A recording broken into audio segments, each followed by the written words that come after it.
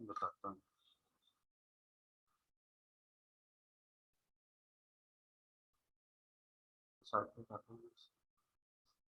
पीछे जाओ और पीछे।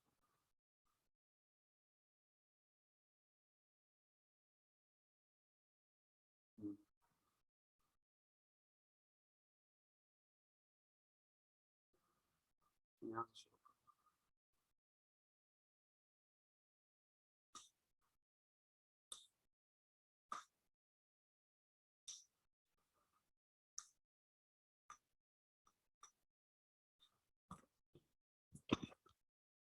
स्टूडेंट, मेरी आवाज आ रही थी आपको? कोई कंफर्म कर दे। अब बंद कर दो इसको। जी आ रही है। ओके, क्लोज करो।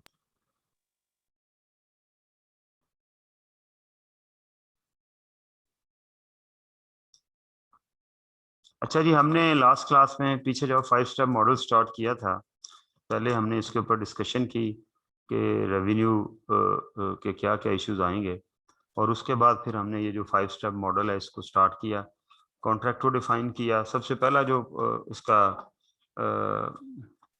स्टेप है वो ये है कि identify the contract with the customer. उसके ऊपर हमने बात की the general IFRS 15 model applies only when और the parties have approved the contract. ये सारी बात हमने कर ली। आगे चलो जी। फिर हमने ये कहा कि अगर वो जो पीछे रिक्वायरमेंट हैं वो पूरी ना भी हो रही हों तो फिर भी कॉन्ट्रैक्ट एग्जिस्ट करता है। और फिर कब कॉन्ट्रैक्ट एग्जिस्ट करेगा? अगर ये दो कंडीशन मीट हो रही हों कि the performance is complete and substantially all of the consideration in the arrangement has been collected and is not refundable. ठीक है भाई, इन राइटिंग नहीं भी लिखा गया, इसके अंदर हमने पढ़ा था, तो फिर भी सब्सटेंशियल अमाउंट आ गई और वो नॉन रिफंडेबल है और मैंने अपना काम पूरा कर दिया बेचने वाले ने, तो वो भी कॉन्ट्रैक्ट ही समझा जाएगा। The contract has been terminated and consideration received is non refundable. इसी तरह वो जो भी उनके दरमियान एग्रीमेंट था उसको टर्मिनेट, अगर कोई एग्रीमेंट था भी और उसे टर्मिनेट कर दिया और वो जो कंसिडरेशन थी वो नॉन रिफंडेबल थी, तो भी हम कहेंगे कि जो है वो कॉन्ट्रैक्ट एग्जिस्ट करता है भले वो टर्मिनेट हो गया है।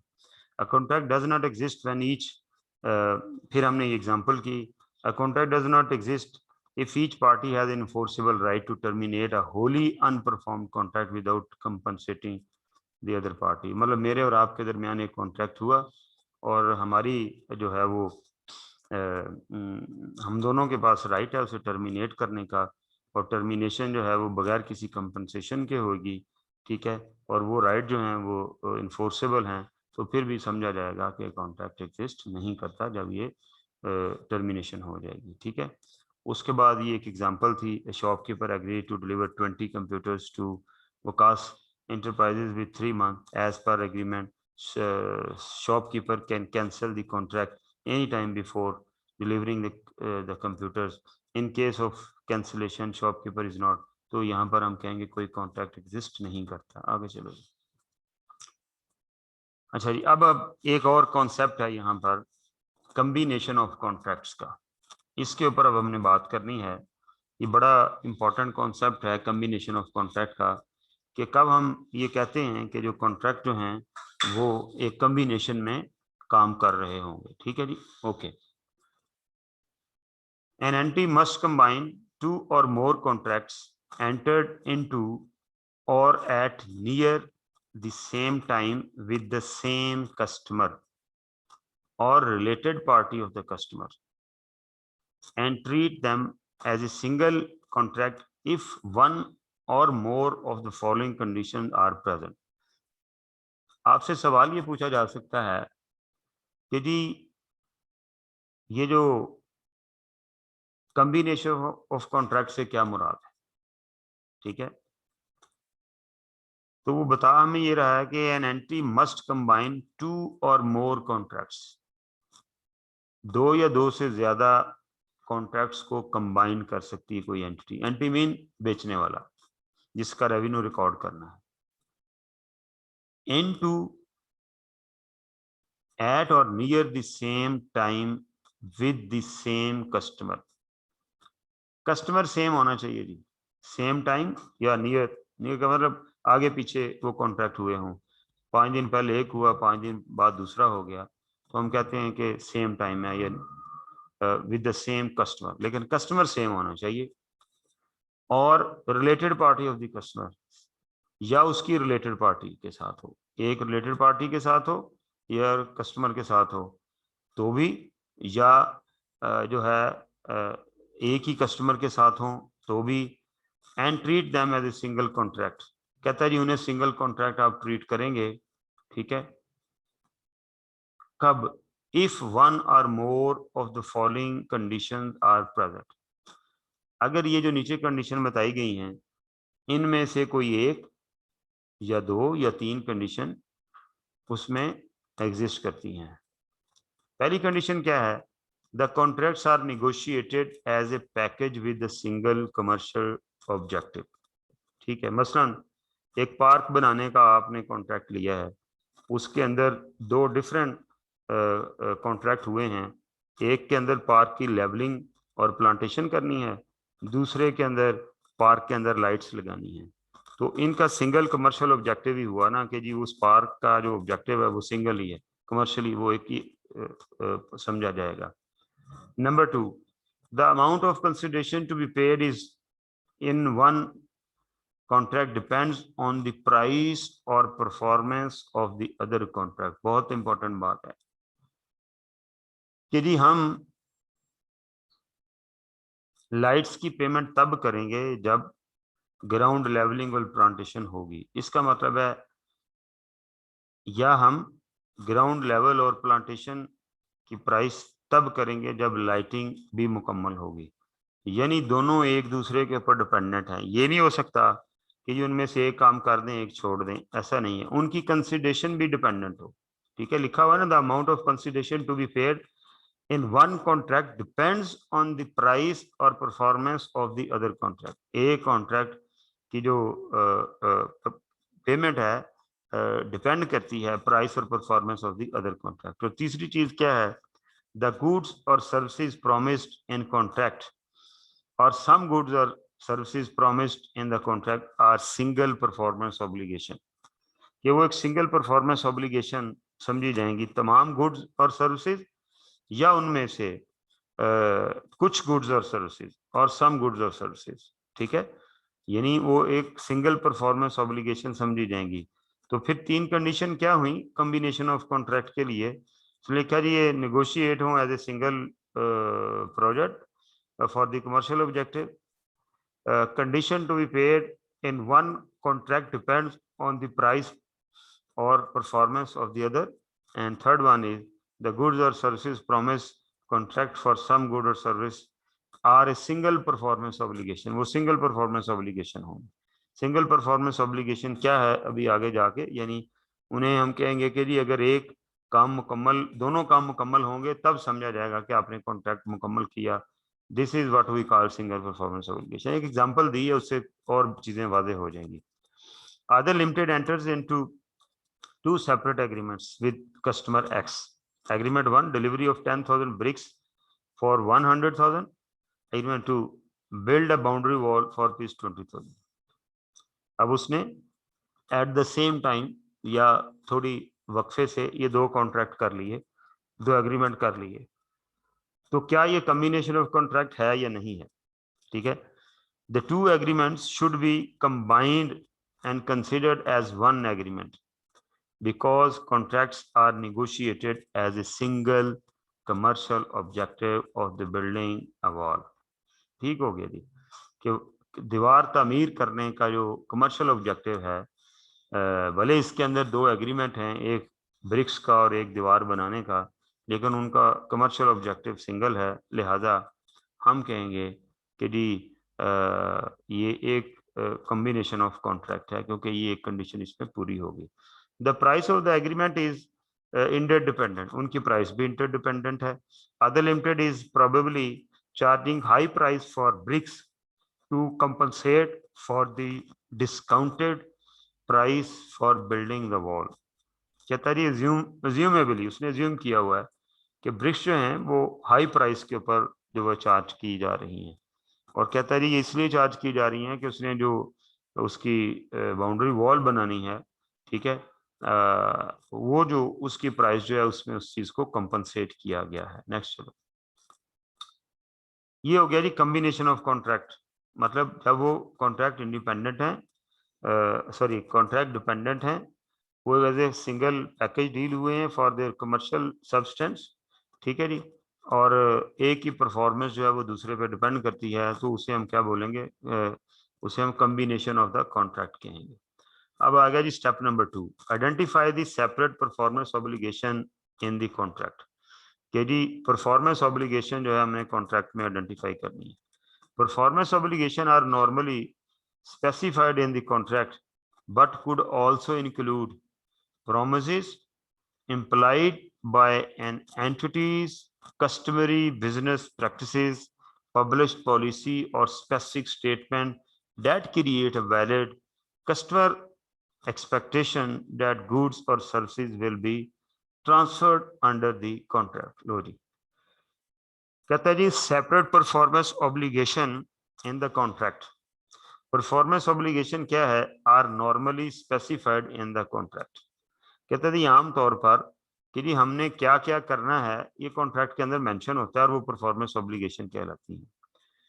लेकिन कहता है ये जरूरी नहीं है कि जी वो लिखा हुआ ही हो एग्रीमेंट के अंदर, क्योंकि वो लिखता है कि but could also include promises employed by the entities. Employed का मतलब होता है कि एज्यूम किए जाने, एम्प्लॉयड यानी तस्वर किए जाने, ठीक है, employed by an entities customary business practices, published policies, specific statement that create a valid expectation that goods or services will be transferred under the contract।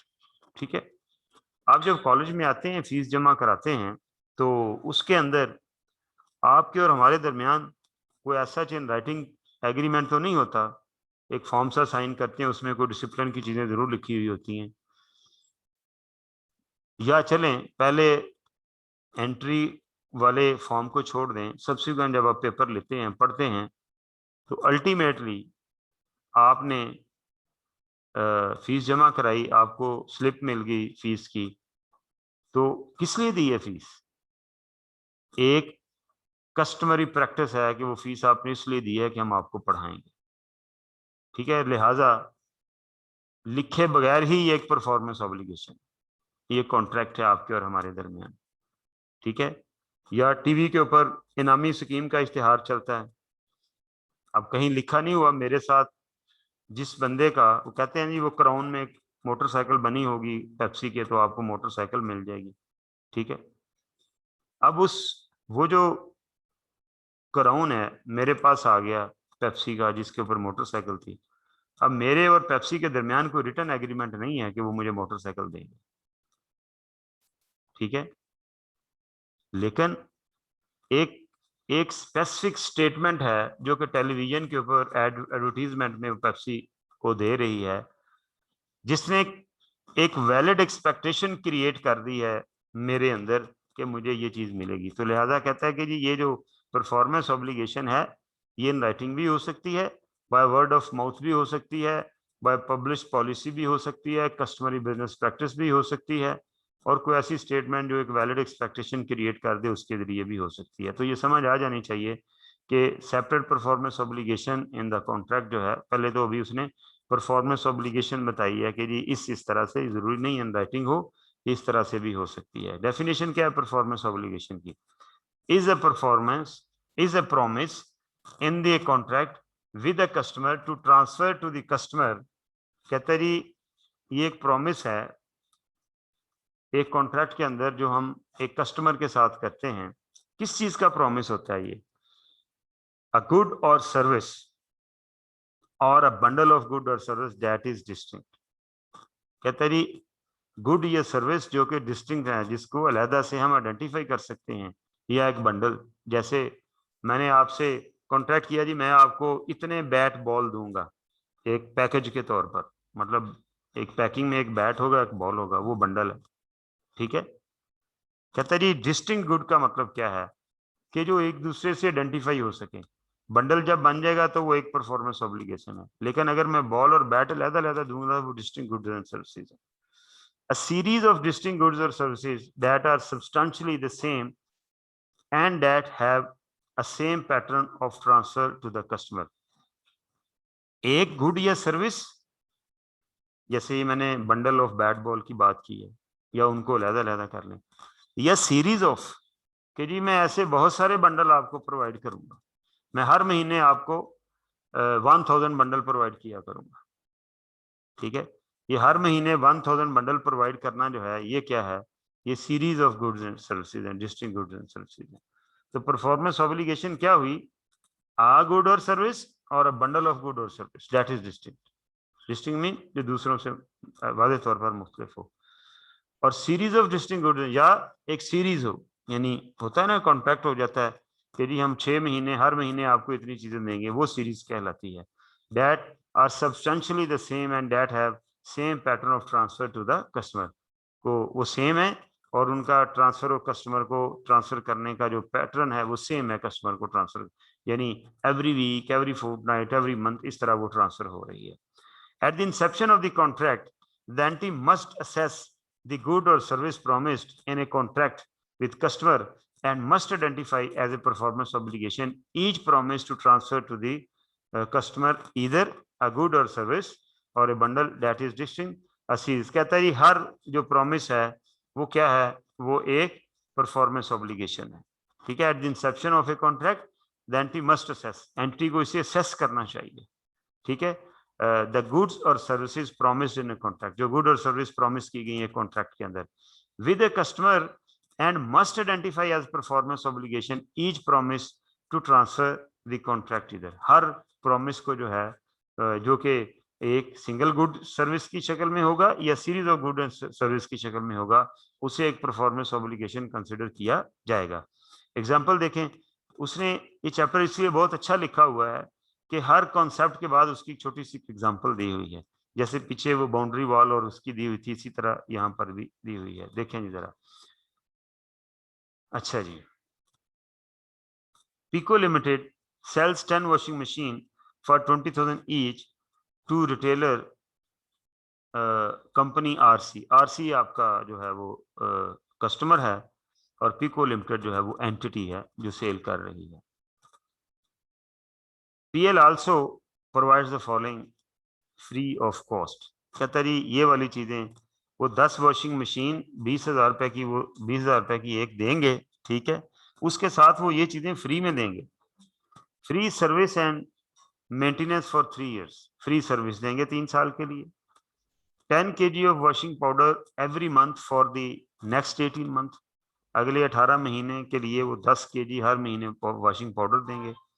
A discount voucher for 50% discount if next purchase is made in the next 6 month। के बाज़ होता है ना, आपको एक voucher दे देते हैं, आप कुछ चीज खरीदते हैं वो आपको डिस्काउंट वोचर देते हैं। उसका मतलब ये होता है कि under certain term and condition आपको अगली परचेज के ऊपर ये डिस्काउंट मिल जाएगा। तो ये उसने यहाँ बताया हुआ है कि 50% डिस्काउंट का एक वोचर मिला कि अगर आप परचेज जो है अगले 6 महीनों में करेंगे तो। ठीक है जी। इसका मतलब क्या हुआ, ये जो मेंटेनेंस सर्विस है ये फ्री हो गई, 10 kg वॉशिंग पाउडर 10-18 महीनों के लिए फ्री हो गया, और एक जो डिस्काउंट वोचर है आपको वो फ्री मिल गया। किसके साथ मिल गया, आपने 10 मशीनें 20,000 पर मशीन के साथ आपने वो बेची हैं। चलो जी आगे देखें जी। अब इसके अंदर क्या है, कहते हैं there are 4 separate performance obligation, क्योंकि वो आइडेंटिफाई की जा सकती हैं एक दूसरे से भले वो सिंगल कॉन्ट्रैक्ट का हिस्सा हैं। क्या है जी, कहते हैं जी number 1 delivery of washing machines, जो कि पॉइंट इन टाइम के ऊपर डिलीवर होगी, जिस दिन कर दी उस दिन हो जाएगी। सर्विस ऑफ मेंटेनेंस, ये ओवर टाइम है, जो भी उसका टाइम 3 इयर्स का दिया हुआ है, ये भी एक परफॉर्मेंस ऑब्लिगेशन है। फिर 10 kg वॉशिंग पाउडर और डिस्काउंट वोचर, ठीक है, कहते हैं there are 4 separate performance obligation as all of the goods and services are distinct because the RC can benefit from the good and services on its own and PC promise to transfer the good or service is separately identifiable from other promise in the contract. Distinct goods और service क्या होगी, जो कि independently जो है वो buyer use कर सकता है। ठीक है, पहली बात तो ये जो बायर इंडिपेंडेंटली यूज कर सकेगा वो होगी, और दूसरी बात उसने कही है जो कि मैंने प्रॉमिस की हुई है is separately identifiable from other promises in the contract, और हर जो सर्विस है वो सेपरेटली आइडेंटिफाइबल है। ठीक है, मुझे नजर आ रहा है कि मशीन अलहदा है, फ्री सर्विस अलहदा है, पाउडर अलहदा है, डिस्काउंट वजह, ये सारे क्या होंगी, ये डिस्टिंक्ट सर्विसेज कहलाएंगी। A good or service is distinct if both the following criteria are met. अब distinct good और service किसे कहते हैं, ये उसने यहाँ इसकी भी डेफिनेशन दे दी है। ठीक है, the customer can benefit from the goods or service either on its own or together with other resources that are readily available to the customer. कहता है जी कस्टमर जो है उनको इट्स ओन इस्तेमाल कर सकता हो, रेडिली अवेलेबल हो, उनको इस्तेमाल कर सकता हो। ठीक है, अब रेडिली अवेलेबल का क्या मतलब है कि अगर ये वॉशिंग पाउडर, मतलब ये अगर इधर से मैं नहीं लेता तो मैं मार्केट से लेके ये चीज जो है वो यूज कर लूंगा। ठीक है, मतलब ये इंडिपेंडेंटली है, मेरी ये जो फ्री मेंटेनेंस सर्विस है इसका कोई ताल्लुक 10 kg वॉशिंग पाउडर के साथ नहीं। ऐसा नहीं है कि वॉशिंग पाउडर भी लेंगे ये भी, मतलब ये मुझे एक ऑफर दी गई है, तो अल्टीमेटली ये चारों की चारों कंडीशन जो हैं ये इंडिपेंडेंट हैं। ठीक है, the entity's promise to transfer the goods और service is separately identifiable from other promises in the contract, और हर प्रॉमिस जो है ये अलहदा से आइडेंटिफाइबल है, इसलिए ये क्या है, ये डिस्टिंक्ट गुड्स एंड सर्विसेज हैं। If a good or service is regularly sold separately, this would indicate that customer generally can benefit from the good service on its own or in conjunction with other available resources. ठीक है, अगर कहता है जी ये जो powder है ये regularly भी बाजार से मिल जाता है तो ये समझा जाएगा कि ये एंटी जो है एट इट्स ओन इसे यूज कर सकती है, लेकिन अगर ये पाउडर मिलता ही ना हो फिर ये डिस्टिंक्ट गुड नहीं होगी। अगर ये जो वॉशिंग पाउडर है अगर मार्केट में मिलता ही ना हो, एट इट्स ओन यूज ही ना हो सकता, फिर ये डिस्टिंक्ट गुड नहीं है। इफ अ प्रॉमिस गुड और service is not distinct, an anti must combine that good or service with other promised goods or service until it identifies a bundle of good or service that is distinct. In some cases, this would result in entities accounting for all the goods or services promised in a contract as a single performance obligation. ठीक है, तो कहता है जी अगर ये distinct ना हो एक दूसरे से तो फिर क्या होगा, यानी ये इंडिपेंडेंटली हम यूज ना कर सकते हो, मार्केट में अवेलेबल ना हो, तो फिर ये चारों के चारों जो है इनको हम सिंगल परफॉर्मेंस ऑब्लिगेशन कहेंगे। आगे चलिए, एक और एग्जांपल है जी प्रॉमिस गुड्स एंड सर्विसेज। अब उसने आइडेंटिफाई की हुई है कि जी प्रॉमिस गुड एंड सर्विस किसे कहेंगे। ठीक है, goods produce by an entry for sale, ये प्रॉमिस गुड है, जब हम सेल कर रहे होते हैं तो ये प्रॉमिस गुड्स होती हैं। वो बताना चाह रहा है कि बच्चों को क्लियर करना चाह रहा है कि प्रॉमिस गुड एंड सर्विसेज क्या क्या हो सकती है। Number 1, resale of goods purchase by an entry. Resale of, ये जो चीजें मैंने खरीदी उनको मैंने जब रीसेल किया तो वो क्या है, वो प्रॉमिस गुड और सर्विस है। Resale of right to goods और services purchase by an entry. ठीक है, बात का ये होता है कि जो चीजें मैंने परचेज की हैं, ठीक है, रीसेल ऑफ राइट टू, मतलब मैंने उसको रीसेल करने का राइट जो है जो परचेज किया हुआ है बाय एन एंट्री, ये जो लिखा हुआ है ना, resale of right to goods और सर्विसेज परचेज्ड। ठीक है, तो जो मैंने गुड्स और सर्विसेज परचेज की हुई हैं उनको रीसेल करने का जो राइट है वो प्रॉमिस गुड्स हो सकता है। ठीक है, performing A contractually agreed upon task for a customer। Agreed upon task है जी, ये मैं रोस्टम बना के दूंगा तो ये एग्रीड अपॉन टास्क है, ये क्या है, ये आप समझ लें कि प्रॉमिस गुड है। Standing ready to provide goods और सर्विसेज, के मैंने कोई रिसर्च करके कोई क्योर बनाने का आपसे प्रॉमिस किया कि जी ये चीज जो है वो रेडी करके मैं दूंगा, तो आपने वो रेडी कर दी तो प्रॉमिस गुड्स एंड सर्विसेज ये भी हो गई। Providing a service of arranging for another party to transfer good, ये कमीशन पे जो काम करते हैं, वो जो आपको सर्विस बंदा एक दरमियान में प्रोवाइड करता है, जो कि गुड्स और सर्विसेज एक बंदे से लेके दूसरे को डिलीवर करता है, वो कमीशन एजेंट जो है वो भी क्या है, वो भी प्रॉमिस गुड और सर्विस जो है वो दे रहा है।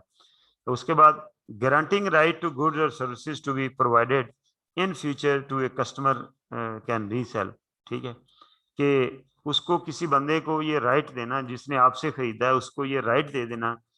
ये जो एजेंसी अरेंजमेंट होते हैं कि मेरे से कोई बंदा चीज खरीदता है और आगे मैं उसे राइट देता हूँ कि वो उसे आगे रीसेल कर सकता है, जो ये एजेंसी वगैरह नहीं लोग खरीद लेते। तो अल्टीमेटली ये भी क्या है, ये भी एक ये जो ये वाला राइट ग्रांट करना जो है, ये भी एक प्रॉमिस गुड है।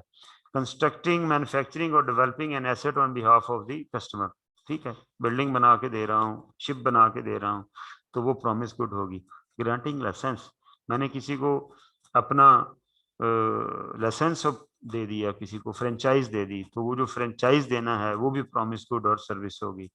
Granting option to purchase additional goods और सर्विसेज, कि आपको ऑप्शन दे दी, जैसे ये पीछे 50% डिस्काउंट नहीं दिया, तो आपको क्या किया, आपको एक ऑप्शन ग्रांट कर दी, वो ऑप्शन जो है वो भी क्या होगी, वो भी एक प्रॉमिस गुड और सर्विस होगी। बल हालांकि वो कागज का वोचर ही है, लेकिन वो क्या है, वो एक ग्रांटिंग ऑप्शन दी हमने to purchase additional goods oblique services, ठीक है। व्हेन और एज, ये जो व्हेन लिखा हुआ होता है उन गुड्स और सर्विसेज के लिए जो एक ही टाइम पे डिलीवर हो जानी है, खत्म। और एज लिखा हुआ होगा, ये जगह जगह ऐसे लिखा हुआ होगा कि वो गुड्स और सर्विसेज जो आपने over a certain period of time आपने डिलीवर करनी है। अब परफॉर्मेंस ऑब्लिगेशन इज सेटिस्फाइड, कहता है जी अगर वो पॉइंट एंड टाइम हो तो वो वाला टाइम, या वो जैसे जैसे डिलीवर किया जाए, जैसे जैसे वो हो जाए तो वो वाला time is satisfied, an entity will recognize a revenue the amount of the transaction price, excluding estimates of variable consideration that are constrained allocated to the performance obligation। कहता है जी आप अपना रेवेन्यू रिकॉग्नाइज कर सकते हैं at a point of time, या जैसे जैसे डिलीवर करते जाएंगे, ठीक है। मास वाई, अगर कोई वेरिएबल कंसिडरेशन है डेट आर कंस्ट्रेंड, जो कि किसी वजह से फाइनल नहीं हो पा रही, allocated to the performance obligation, ठीक है, excluding estimate of variable consideration that are constraint, ये जो लिखा हुआ है कि कोई वेरिएबल कंसिडरेशन जो कि कंस्ट्रेंट है, जिसको हम डिटरमिन नहीं कर पा रहे, उसके अलावा बाकी जो आपका जो कंसिडरेशन है जो कि allocated to that performance obligation है, आप उसे रिकॉर्ड कर लेंगे। There are two issues to address, the amount of the transaction price including any constraint, ठीक है, and number two the allocation of that price. कहते हैं जब हम एक प्राइस की बात करते हैं तो वहां पर दो इशू होते हैं, नंबर वन वो प्राइस है कितनी, एंड नंबर टू कि वो जो प्राइस है वो डिफरेंट पीओस के ऊपर किस तरह से हम उसे एलोकेट करेंगे। PO stand for performance obligations, के टोटल अमाउंट कितनी है, और जो स्टेप नंबर 3 है, और फिर स्टेप नंबर 4 में उसकी हमने उसको हमने करना कैसे है, उसकी एलोकेशन कैसे करनी है। तो तीसरे स्टेप पे अब हम आ जाते हैं, जब हमने प्रॉमिस गुड और सर्विसेज भी आइडेंटिफाई कर ली, अब हमने प्राइस की डिटर्मिनेशन करनी है, जिसके ऊपर उसने ऊपर छोटी सी गाइडलाइन दी, लेकिन डिटेल गाइडलाइन यहाँ पर है कि ट्रांजैक्शन प्राइस किसे कहते हैं। Transaction price is the amount of consideration an entity expect to be entitled to in exchange for the goods or services promised under a contract, excluding any amount collected on behalf of third party, for example sales tax वगैरह, ठीक है। जो आप किसी third party के behalf पे amount collect करेंगे वो शामिल नहीं है। किसी भी कॉन्ट्रैक्ट के अगेंस्ट आपने जो किसी कस्टमर से आप एलिजिबल हैं, इंटाइटल हैं फॉर एक्सचेंज ऑफ गुड और सर्विसेज, जो अमाउंट लेने के, वो ट्रांजैक्शन प्राइस कहलाएगी। चलो जी बोल्ड करो इसको, और चलो, an entity must consider the terms of the contract and its customary practices in determining the transaction price, ठीक है, कि कॉन्ट्रैक्ट की टर्म्स में क्या लिखा हुआ है और आपकी कस्टमरी प्रैक्टिसेस जो हैं वो क्या हैं। The transaction price assumes transfer to the customer as promised in accordance with the existing contract and that the contract will not be cancelled, renewed or modified। the transaction assumes, कहता है transaction price जो है वो ये assume करके चलती है कि ये वाली जो हमारे दरमियान कॉन्ट्रैक्ट हुआ है, that contract will not be cancelled, renewed और मॉडिफाइड। ठीक है, तो वो वाली जो प्राइस है वो ट्रांजैक्शन प्राइस बनेगी कि ना ये हम इसको कैंसिल करेंगे, ना रिन्यू करेंगे, ना हम इसे मॉडिफाई करेंगे। The transaction price is not adjusted for effects of the customer's credit risk। हाँ जी, ये बड़ी आसान सी बात है, लेकिन ज़ाहिर स्टैंडर्ड की लैंग्वेज में लिखी हुई है। कस्टमर क्रेडिट रिस्क क्या होता है कि शायद कस्टमर मेरे पैसे ना दे सके। ठीक है, आम लैंग्वेज में हम इस चीज को क्या कहते हैं, इस खदशे को प्रोविजन फॉर बैड डेट्स कहते हैं। ठीक है, तो कहता है ट्रांजैक्शन प्राइस को उस रिस्क से एडजस्ट नहीं करना।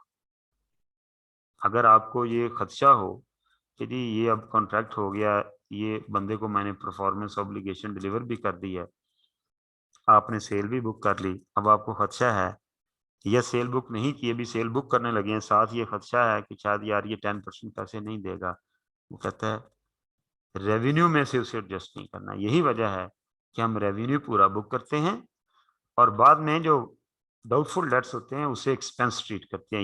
ये भी तो हो सकता है कि यार ये डाउटफुल है तो इसको सेल ही रिवर्स कर दो, हम ऐसा नहीं करते। इसलिए वो ये कह रहा है the transaction price is not adjusted.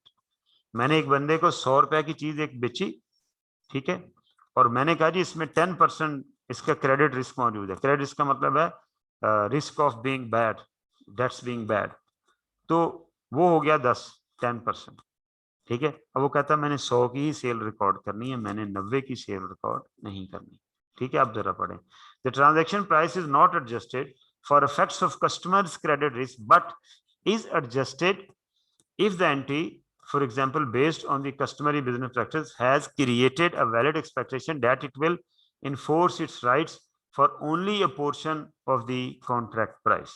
ठीक है, कि कहता है हाँ उस चीज से ये एडजस्ट होगा कि अगर मतलब कस्टमरी प्रैक्टिस ये है कि हम किसी को 100 की चीज बेचते हैं लेकिन हम आमतौर पर उससे ना 95 रुपीज ही लेते हैं, तो कहता है अगर ये कस्टमरी प्रैक्टिस है, लोगों को पता है कि यार ये हमारा एग्रीमेंट तो 100 का है लेकिन ये कंपनी 95 ही लेती है सबसे, ठीक है, तो फिर मैं क्या करूंगा, वो 5 रुपए में एडजस्ट कर सकता हूँ, मेरी इसकी ट्रांजैक्शन प्राइस जो है वो 95 हो जाएगी। लेकिन अगर वो कस्टमरी प्रैक्टिस ना हो और वैलिड एक्सपेक्टेशन ना क्रिएट की गई हो तो फिर हम क्या करेंगे, ये जो has created a valid expectation that the anti enforce it's right for only a portion, ये जब आप ट्रेड डिस्काउंट लेते हैं काउंटर के ऊपर तो वो भी एक वैलिड एक्सपेक्टेशन होती है कि जनाब ये इतने % डिस्काउंट आपने देना है। आपने जब अपनी शॉप के बाहर लिख के लगा दिया 10% discount on each item, so no it's a customary practice that you have to, तो वो वाला जो डिस्काउंट है वो हम माइनस करके फिर उसकी सेल हमने बुक करनी है। An entity must consider the effect of all following factors when determining the transaction। हम क्या कर रहे हैं, हम टोटल ट्रांजैक्शन प्राइस अभी डिटरमिन कर रहे हैं। कहता है जी उसको डिटरमिन करते हुए ऊपर वाली बातों का ख्याल रखना है, या कुछ एडिशनल चीजें भी हैं क्या, कि उसके अंदर वेरिएबल कंसिडरेशन कितनी है। जाहिर है वेरिएबल कंसिडरेशन होगी तो ट्रांजैक्शन प्राइस जो है वो फिक्स नहीं होगी। The constraint on the variable consideration, जो वेरिएबल कंसिडरेशन है उसके ऊपर क्या कंस्ट्रेंट है, उसे क्यों डिटरमिन नहीं किया जा सकता। Time value of money, non cash consideration, consideration payable to the customer है, ये क्या बात हुई, कंसिडरेशन पेएबल, ये बातें समझ आ रही हैं। वेरिएबल कंसिडरेशन कितनी है, ठीक है, constraint on the variable consideration, ठीक है, मसलन हम बिल्डर हैं, किसी कस्टमर को ये हमने उसका कॉन्ट्रैक्ट किया कि जी हम उसको 1 करोड़ रुपए में एक बिल्डिंग बना के देंगे, लेकिन अगर हम बिल्डिंग जो है वो मुकर्रर टाइम से पहले बना देंगे, जितने महीने पहले बनाएंगे उतने % डिस्काउंट मिलेगा। 1 माह पहले बना देंगे टारगेट से तो 1% डिस्काउंट, 2 माह पहले बना देंगे 2% डिस्काउंट। अब वो क्या कह रहा है, इसके अंदर इस कंसिडरेशन के अंदर जो भी मेरी तय हुई है कुछ पोर्शन जो है या आप ऐसे कह लें हम सेलर के हिसाब से देख रहे हैं कि जी 1 करोड़ का कॉन्ट्रैक्ट किया और ये तय हुआ कि जितने महीने पहले बना के देंगे आप, हम आपको एडिशनल उतने पैसे और देंगे। ठीक है, मतलब 1 महीना पहले बनाएंगे तो हम जो तयशुदा कॉन्ट्रैक्ट है उसका 1% और दे देंगे, 2 महीने पहले बनाएंगे तो 2% आपको और दे देंगे, यानी कंसिडरेशन बढ़ती जाएगी। दैट मीन कंसिडरेशन वेरिएबल है। ठीक है, तो वेरिएबल कंसिडरेशन क्या है, इसके अंदर वो जो एडिशनल पैसे मिलने हैं उसके ऊपर कंस्ट्रेंट क्या है, उसके ऊपर कंस्ट्रेंट ये है कि वो कंप्लीट हम बिफोर टाइम कर पाते हैं या नहीं कर पाते, ये अभी नहीं पता चल सकता। ठीक है, टाइम वैल्यू ऑफ मनी को भी हम कंसिडर करेंगे कि जी हमें वो पैसे कितने अरसे के अंदर उन पैसों को हमने रिसीव करना है। और नॉन कैश कंसिडरेशन भी कोई है कि जी हम आपको इतने पैसे देंगे, साथ हम आपको ये चीज दे देंगे। ठीक है, और consideration payable to the customer, इसका क्या मसला है? ये ऐसी कंसिडरेशन होती है जब आमतौर पर ये जो किकबैक्स होते हैं तो हम पहले रिसीव करते हैं और फिर हम उसमें से किकबैक के तौर पर कुछ अमाउंट वापस कर देते हैं कस्टमर को।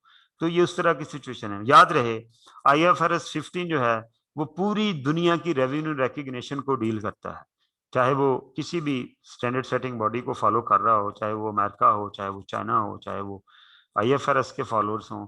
लिहाजा इन डिटेल हर चीज की डिस्कशन यहाँ पर की गई है। ठीक है जी, तो ये जो कंसिडरेशन पेएबल दो तरीके से हो सकती है। मैंने आपको बताया कि जी आप डिले कर देंगे तो आपको पेनल्टी पे करनी पड़ेगी, मुझे पेनल्टी पे करनी पड़ेगी। ठीक है, अगर मैं काम 1 महीना डिले करता हूं तो मुझे 5% कस्टमर को देना पड़ेगा, तो वो भी एक एग्जांपल है consideration payable to the customer की। तो परेशान नहीं होना कि यार कस्टमर से तो कंसिडरेशन आती है, पे कैसे हो सकती है। देखिएगा जरा example. Tayyab co enters into a contract to build an oil rig for 100,000। Oil rig कहते हैं ये जो कुआं होता है जहां से तेल निकलता है। if the oil rig is not completed on time there will be a ₹20,000 penalty। ठीक है, इसकी जो वर्डिंग है ना स्टैंडर्ड की वो थोड़ी सी स्कील है। ठीक है, भारी है वर्डिंग, लेकिन उसके साथ साथ उसने एग्जांपल्स दी हुई हैं। वो जो एग्जांपल है उनसे क्या होता है, उनसे वो वर्डिंग जो है वो समझ आ जाती है कि हाँ भी ये चीज आसान है। तो पहले एक दफा वर्डिंग पढ़ के एग्जांपल करें और एग्जांपल करने के बाद फिर एक दफा वर्डिंग पढ़ें। इस तरह इसको तैयार करना है आपने। पर थ्योरी पढ़नी है, एग्जाम्पल देखनी है, सॉल्व करनी है और उसके बाद फिर आपने थ्योरी पढ़नी है। Okay, if the oil rig is not completed on time there will be a 20,000 penalty, 20,000 penalty होगी। ओके, तैयब को has built similar oil rig before and there is 90% chance that the oil rig will be completed on time। ठीक है, कहता है जी 90% chances हैं, उसने हम पहले भी ऐसे काम किए और 90% चांसेस हैं कि वो टाइम पे मुकम्मल हो जाएगा, लेकिन 10% चांसेस इसके भी हैं कि वो शायद मुकम्मल ना टाइम पे कर सके। टू पॉसिबल आउटकम्स हो सकती हैं क्या, ₹100,000 इफ कंप्लीटेड ऑन टाइम, तो फिर कंसिडरेशन ये होगी। ठीक है, ₹80,000 if not completed on time, फिर कंसिडरेशन ये होगी। कंसिडरेशन वेरिएबल हो गई ना, कंस्ट्रेंट क्या है, उसका मुकम्मल टाइम पे होना या ना होना। The most likely amount method better predicts the amount of consideration. कहता है कि जी लेकिन ज्यादा चांसेस किस चीज के हैं, वो हमारी 90% प्रैक्टिस ये है कि वो टाइमली मुकम्मल हो जाती है। Therefore the inspection price will be transaction price will be 100,000।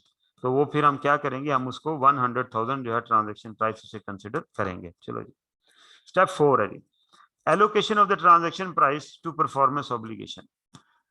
Some time ऐसे होता है कि परफॉर्मेंस ऑब्लिगेशन जो है वो डिस्टिंक्ट होती हैं, तो हमें जो वो as a contract single contract हुई होती हैं, लेकिन जब मुझे रेवेन्यू रिकॉग्नाइज करना है तो सेपरेट परफॉर्मेंस ऑब्लिगेशन का सेपरेट जो है वो उस टोटल में से अमाउंट डिटरमिन करनी है।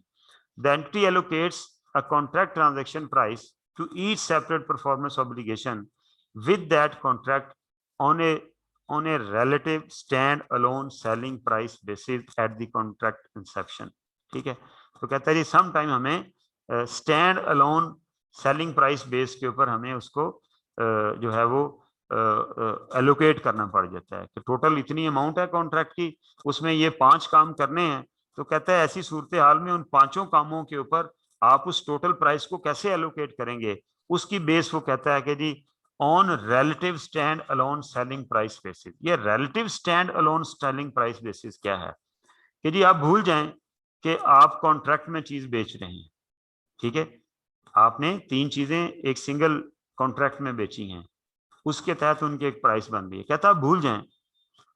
ठीक है, स्टैंड अलोन सेलिंग प्राइस क्या है कि अगर मैं ये कॉन्ट्रैक्ट में नहीं बेचता तो फिर ए की प्राइस कितनी है, बी की कितनी है, सी की कितनी है, वो स्टैंड अलोन रिलेटिव प्राइस है। उसकी उसकी परसेंटेज बनाएं कि फर्ज करें एक चीज मैं बेचता हूं, 3 प्रोडक्ट हैं ए बी सी, ठीक है। अब मैंने एज ए बंडल इनको डील कर लिया, बंडल मैंने डील कर लिया, इन सब का बंडल बना, मैंने कहा जी ये 1 लाख रुपए की है, ठीक है। लेकिन मैं जब इंडिविजुअली बेचता हूं तो मैं बेचता हूं 50,000 की, इसको मैं बेचता हूं 30,000 की, इसको मैं बेचता हूं 40,000 की।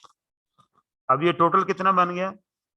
50, 30, 80, 1,20,000। जबकि मेरी कंसिडरेशन कितनी है? 1 लाख। तो मैं एक ही प्राइस कैसे डिटरमिन करूंगा? रिलेटिव स्टैंड अलोन प्राइस की बेस के ऊपर मैं करूंगा 50,000, ठीक है, divided by total stand alone price का टोटल कितना है? 120 मल्टीप्लाइड बाय 1 लाख में इस हिसाब से क्या प्रोपोर्शन है, ठीक है। यानी stand alone price divided by total stand alone price multiplied by ये जो कॉन्ट्रैक्ट प्राइस है वो, ये 50,000 इसकी अपनी प्राइस है, ये 50,000 यहाँ रखा, 1,20,000 स्टैंड अलोन प्राइसेस का टोटल है, ये यहाँ रखा, मल्टीप्लाइड बाय जिसकी डिवीजन करनी है, तो इसकी भी एक कीमत 1 लाख में से निकल आएगी, बी की भी, सी की भी। इसे हम बोलते हैं relative stand alone price basis. तो उसकी बेस के ऊपर हम ये काम करेंगे, ये उसने एग्जाम डिफाइन किया हुआ। A standalone price is the price at which an entity would sell a promised good or services separately to a customer. Separately जब हम कस्टमर को जिस वैल्यू के ऊपर बेचते हैं उसे स्टैंड अलोन प्राइस कहते हैं। कहते हैं स्टैंड अलोन प्राइस डिटरमिन करते वक्त आपने इसको क्या करना है? कहते हैं इसकी डिफरेंट अप्रोचेज हैं। एक है एडजस्टेड मार्केट असेसमेंट अप्रोच, एक है expected cost plus margin approach, एक है रेजिडुअल अप्रोच, ठीक है। ये जो अप्रोचेज हैं ये आगे जाके डिस्कशन में आएंगी जब हम इसको अटेम्प्ट करेंगे इनके क्वेश्चन।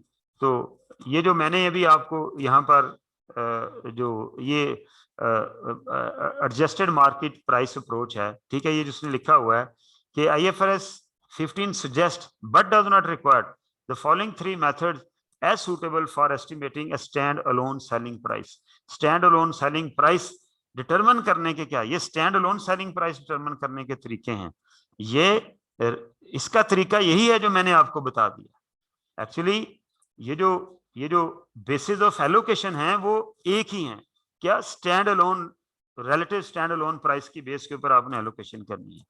अब स्टैंड अलोन प्राइस कहता है जी 3 तरीके से कैलकुलेट की जा सकती है। ये जो मैंने यहाँ 50, 30, 40 लिखी, ये स्टैंड अलोन प्राइस है।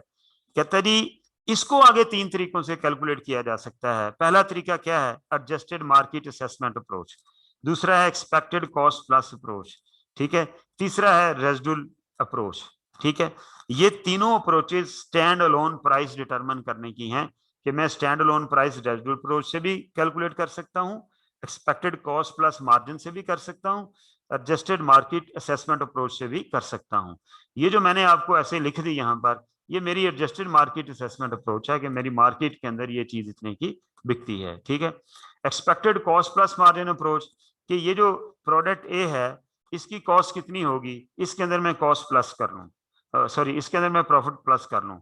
बी की कॉस्ट कितनी होगी उसके अंदर मैं प्रॉफिट प्लस कर लूँ, सी की कितनी होगी उसमें प्रॉफिट प्लस कर लूँ, और फिर वो प्रॉफिट प्लस करने के बाद जो टोटल आएगा वो मतलब वो इनका इंडिविजुअल जो है, लाइक फर्ज करें एक ही कॉस्ट जो है मैं कहता हूँ जी 45 है और मैंने इसके ऊपर मार्जिन लेना है फर्ज कर लें 10% का, तो 4,500 वो हो गया, ठीक है। तो 45 और 4,500 49 अपना 49 लाख क्या कहते हैं इसको, 4,90,000 कह लें, ठीक है। यानी मैं एक चीज जो है ये मैं मार्केट असेसमेंट अप्रोच के तहत ये है 50,000 की, मैं कहता हूँ इसकी कॉस्ट जो है वो 45,000 है, ठीक है, और 10% मैंने प्रॉफिट लेना है, वो कितने बना 4,500, तो ये 49,500। तो इसकी जो expected cost plus margin approach के तहत इसकी स्टैंड अलोन प्राइस बनती है वो कितनी बनेगी? वो बनेगी 49,500। और रेजिडुअल अप्रोच क्या है? रेजिडुअल अप्रोच ये होती है कि दो जो आइटम हैं बंडल के अंदर उनकी हम मार्केट प्राइस किसी तरीके से एडजस्टेड मार्केट से या एक्सपेक्टेड कॉस्ट प्लस से कैलकुलेट कर लें, तीसरे की कोई मार्केट प्राइस नहीं है, तो वो जो रेजिडुअल प्राइस बचेगी वो उसकी प्राइस बच जाएगी।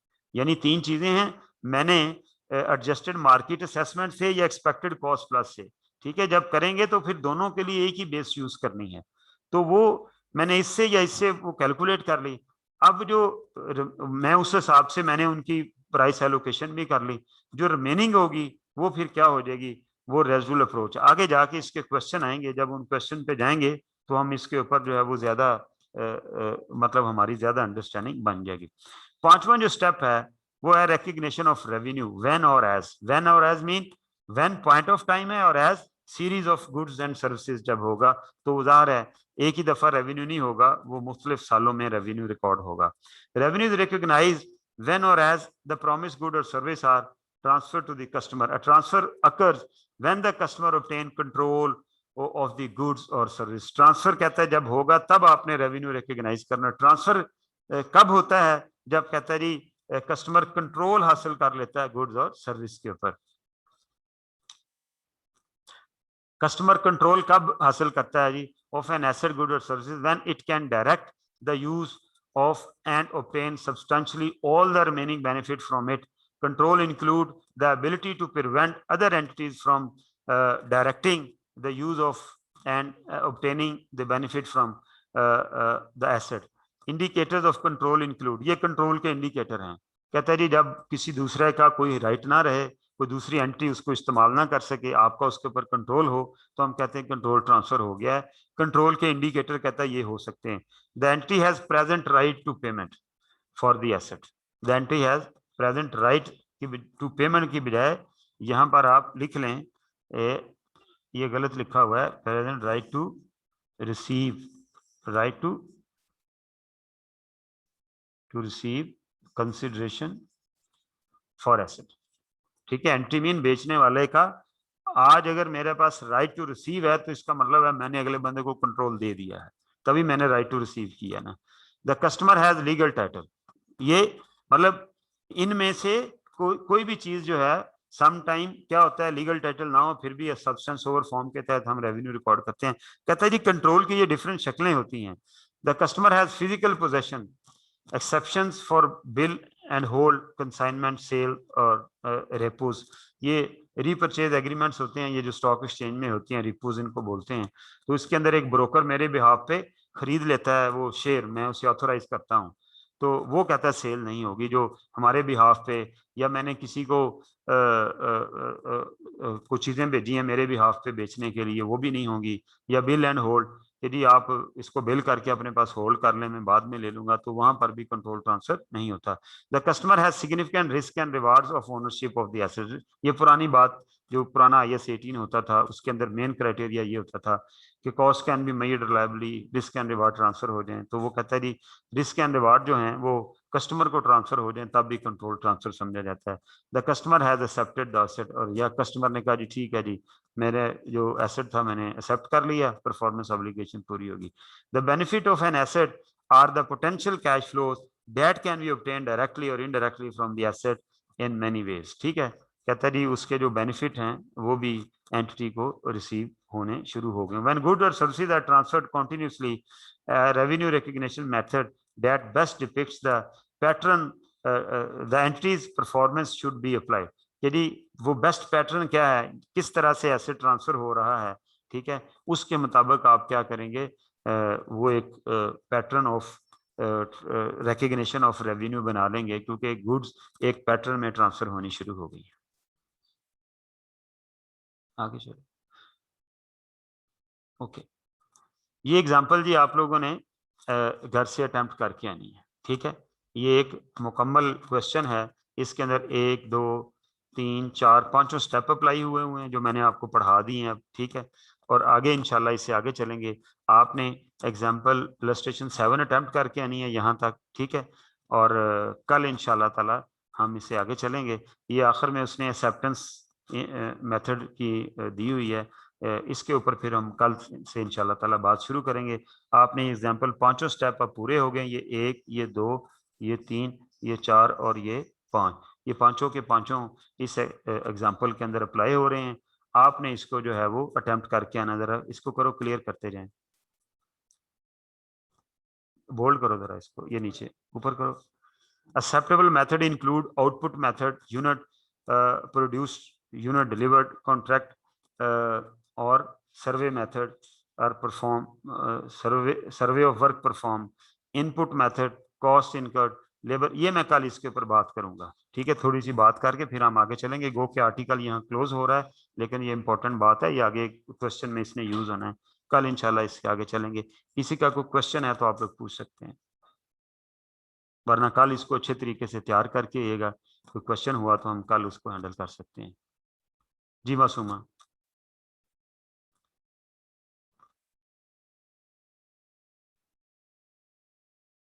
ओके जी, आवाज नहीं आ रही, मासूमा ने माइक ऑन इन किया। ठीक है जी, कल इंशाल्लाह इससे आगे चलेंगे। God bless you all.